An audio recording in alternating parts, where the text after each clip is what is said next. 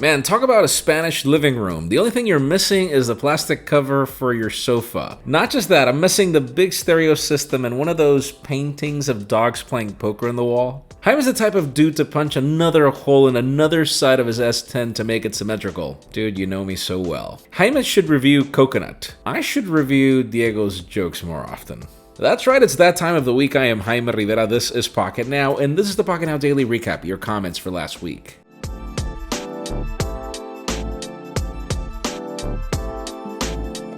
On Monday, the topic was the fact that Samsung acquired Core Photonics, the company that had pretty much built that optical zoom for Oppo.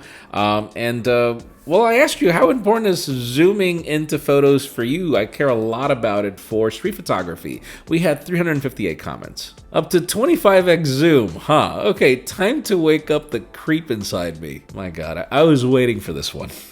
Zoom is very important to me because I am a student and I have to take photos of the lectures from a distance. True that. I mean, again, there are so many uses for it so long as it's lossless. 10x should be more than enough. Even 5x is good. It depends. Then on Tuesday, the topic was the Galaxy F and Galaxy S10. We had DJ Ko, the head of Samsung, claiming that his products this year would not disappoint. I asked you, what were you expecting? We had 437 comments. My expectations from Samsung is not to follow Apple and make their phone so damn expensive. Dude, exactly. But actually it was the other way around. There was a point where Samsung phones were more expensive, actually. I want a huge battery, great cameras, amazing screen, and for the love of God, don't remove the headphone jack. Dude, yes, and it seems that the company is actually listening to that one. I would like to see an affordable price. That's the most killing feature. You know, the biggest problem is that Samsung has been doing the Galaxy M, and then they've got so many lineups, so it's like they sell a product at every price, so that's their proposition, which I don't consider. I get where you're going. I would love for them to do that, actually. And then on Wednesday, the topic was again the Galaxy S10, the rumors that we might get that terabyte of storage coming on the next Galaxy. Actually, how much would you be willing to pay for that? We had 383 comments. 1 terabyte? What the hell are people storing on their phone? Exactly, dude. Like, the laptop that I'm using for the audio recording of this video is 1 terabyte, and I've still got like 500 gigs available, and I have ProRes video renders in this thing. 1 terabyte is lots of storage, and as a normal human here, I don't have even completed half terabyte in my laptop. So 1 terabyte is just marketing strategies. Exactly, I do believe that it's just one of those bragging rights where it's like, we've got a 1 terabyte phone, but I don't, there will be people that'll buy it, 3 or 4.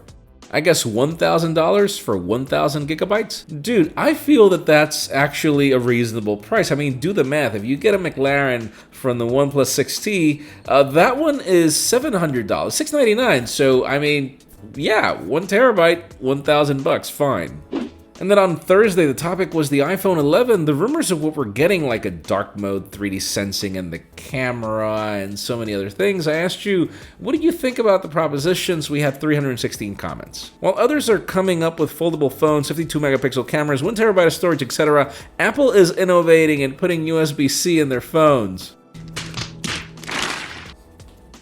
Yes, exactly. I doubt it's gonna happen. Why in the holy hell would Apple want to save people money? Well, they're gonna have to get creative now that people are not willing to pay so much money for their phones. I like that Apple is switching to USB-C. It will let us carry around one cable for pretty much everything. True that, I just hope that along with the USB-C, they also include a fast charger. And then finally, Friday, Huawei surprised us with an invitation from WC, showing off sort of like a foldable product with a V. And so I asked you, do you care about all the foldable rumors that are happening? We had 402 comments. Foldable phone, if they can't fold the price down, then nope. Yes, you deserve those 54 likes. Agreed. There's this proposition where because you have a phone and a tablet, it should be more expensive. No, that's not the way it works. For folding phones, these companies need to think small. We have big enough phones already, make them fold smaller. Dude, exactly, like I love that whole idea of the Moto Razr where you can actually turn it into a smaller phone. That for me would be a good value proposition, but then because the screen is plastic, I don't know if I'd like it. I feel like we aren't ready yet for foldable smartphones. We already just begun the era of truly bezel-less smartphones. Why can't we just stick to that form factor for a couple more years? The biggest problem is what's going on? Smartphones aren't selling more. So what companies are like, they're struggling. If you look at global smartphone sales, they're actually stagnant and on decline. And so they're looking for the next best thing to spike up the market. And so they're coming up with crazy ideas. Samsung came up with one and it worked, which was the phablet. That drove the market for years, but now what? And so I get it. That's really what they're trying to do. That's it for the Pocketnow Daily Recap. Thank you so much for watching. If you want your comments to be featured, keep them short, stick to the point, and try to get some thumbs up. It also spot them a lot easier. You can also follow us on social media. Subscribe to both our channels, English and Spanish, for more videos like this one. You can follow me on Twitter, Jaime_Rivera, on Instagram at Jaime Rivera. Please give this video a thumbs up if you like what you saw. I'm Jaime Rivera. Thanks so much for watching. We'll see you next week.